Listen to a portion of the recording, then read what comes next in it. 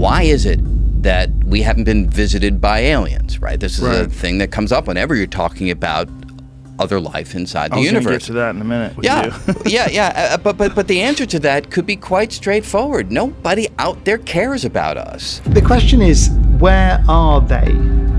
By they, I mean aliens. XAI team was there to unveil Grok 4. This is a moment that demands everyone's full attention. We are now at the crossroads where promise and peril are going to collide. Grok 4 just dropped a chilling explanation for the Fermi Paradox, and honestly, it's hard to ignore. From cosmic graveyards to alien civilizations living in time so fast we look frozen, this theory turns space into a thriller, not a void. It's not just where are they anymore, it's why are they quiet? And what happens if we're the only ones making noise? Strap in, because this changes everything. If Grok is right, are we the campers who just lit a fire in a dark forest? A paradox of life in the cosmos. When you stare at the night sky for hours, you may think about the stars and wonder if each one could have planets.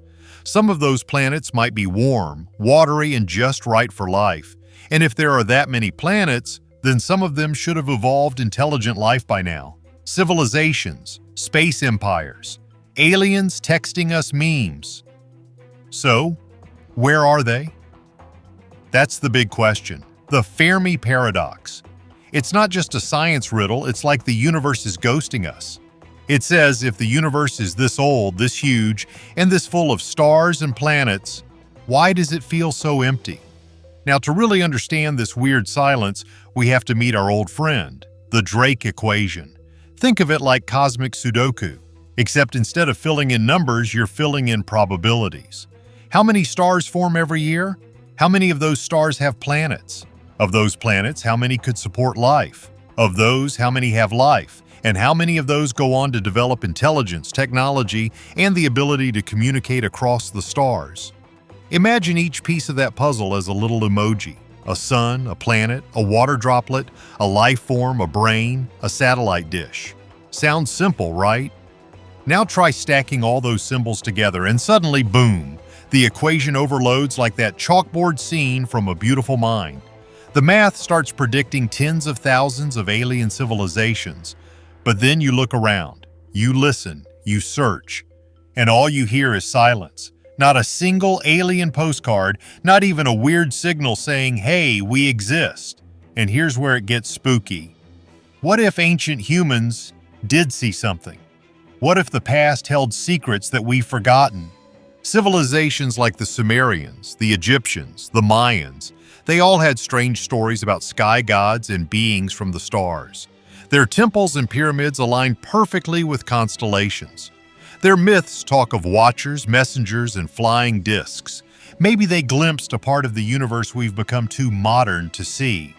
Now let's bring it down to something more familiar. Ever watch The 100 on Netflix? The Earth gets trashed and survivors head into space. But when they get to the new galaxy, plot twist, they find other humans already living there. People who left Earth long ago or maybe were planted there. Either way, it's not the lonely universe we thought. It's, unsettling. So maybe the math isn't wrong. Maybe we're just not thinking big enough or slow enough. Let's talk about speed. The speed of light is the universe's speed limit, and it's slow. Sending a message across even a single galaxy could take tens of thousands of years. Traveling, even worse. That's where shows like The Expanse get it right. Space travel isn't all warp drives and star jumps. It's slow, it's dangerous, and it takes forever. Even in shows like Strange New Worlds, warp drives are more like wishful thinking. Half the time they break, glitch, or yeet you into a black hole. So yeah, maybe the silence isn't because aliens don't exist. Maybe they're just stuck in traffic. And now the classic excuses. The three big cosmic cop-outs that try to explain away the silence. First, space is just too big. Think about that endless desert scene from Dune. Sand dunes stretching beyond the horizon. No roads, no landmarks, just emptiness. Now imagine that, but in 3 dimensions and way, way bigger. Finding a single alien signal in that is like trying to hear a whisper during a sandstorm. Second, life is super rare. Like maybe Earth is the only lucky roll of the dice in the whole galaxy. But then again, bye-bye. Avatar drops us into Pandora, where everything, plants, animals, even the bugs, is bursting with life. Maybe the universe wants to grow life, and maybe we're just bad at looking for it. Third, civilizations always destroy themselves. This one hits different. Think nuclear bombs, meltdowns, climate disasters, that grim montage of Chernobyl, the haunting words from Oppenheimer.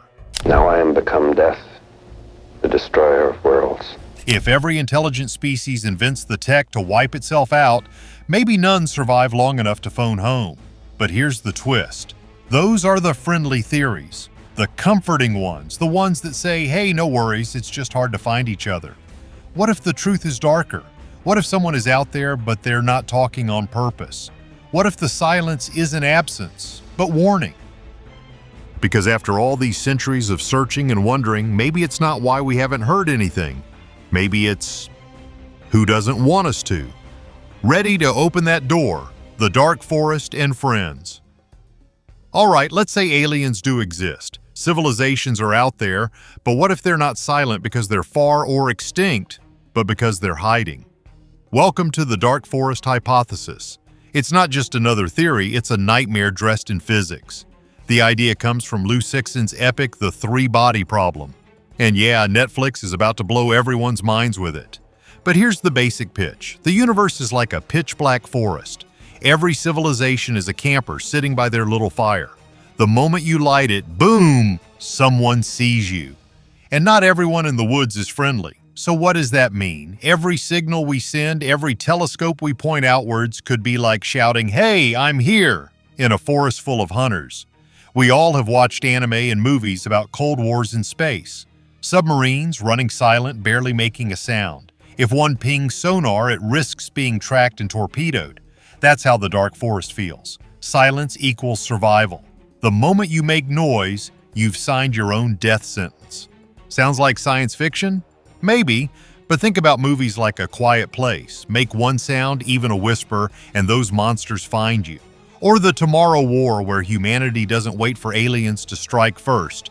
We jump through time and attack them before they ever get to us. That's not science fiction. That's game theory. Take a baseball diamond as an example. Every base represents a decision. Reach out, stay silent, prepare weapons, defend your home. Each move has risk. Each pause has consequences. And in this game, shoot first often means you're the one who survives. That's the terrifying logic of the cosmos. If you can't trust what's out there, the safest move is to eliminate the unknown before it eliminates you. But what if we never even get to that stage?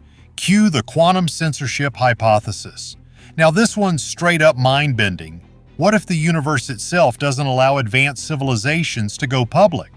As if the moment you reach a certain level of tech or intelligence, the rules of physics change. Your signal drops, your system crashes, your reality gets unplugged.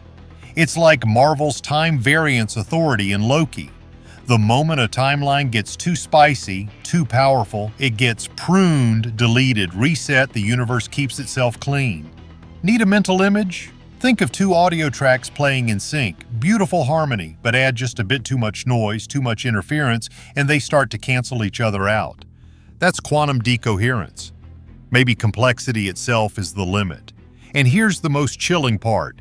Maybe the void isn't empty at all. Maybe it's just muted.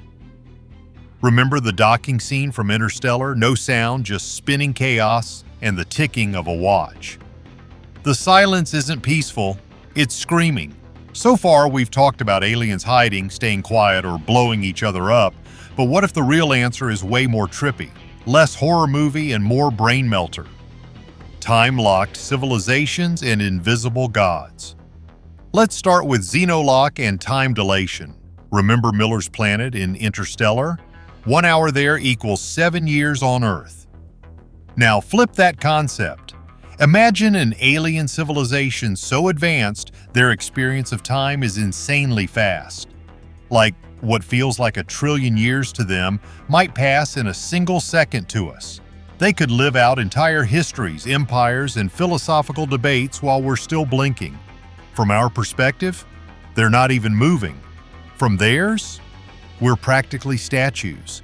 It's like we're in two separate dimensions, side by side, but totally out of sync.